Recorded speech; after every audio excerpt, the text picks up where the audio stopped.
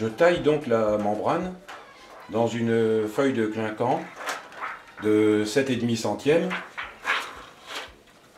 dans laquelle je vais pouvoir la découper exactement à la mesure de la cuvette. Ça se découpe facilement au ciseau.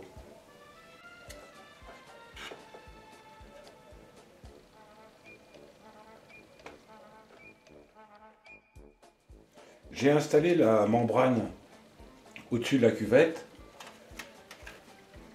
et avec une pointe à tracer,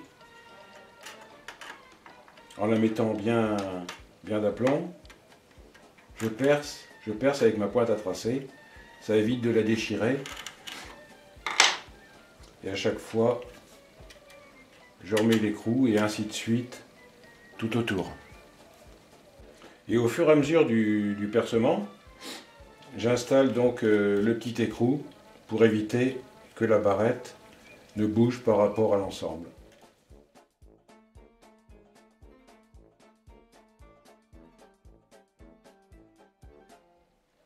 Maintenant que la membrane est percée, je réinstalle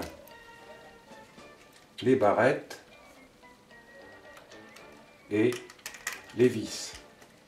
Et par la suite, on va la retourner pour poser le joint qui fera étanchéité entre la membrane et la cuvette.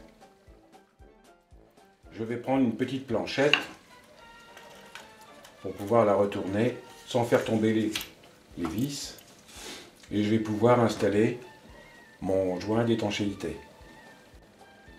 Là, j'installe mon joint d'étanchéité en tournant autour de chaque vis. Je vais pouvoir donc l'installer sur la cuvette. Le moteur mesure 10 cm et demi sur 6 cm.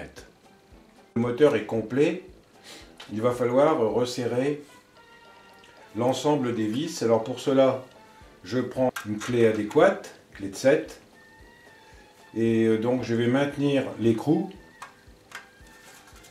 Et pour un premier serrage, je vais utiliser la perceuse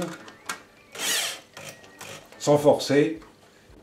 Une fois le premier serrage avec la perceuse effectué, j'utilise toujours donc une clé et je prends l'écrou avec la clé et grâce à la clé à cliquer, je vais serrer jusqu'au point dur.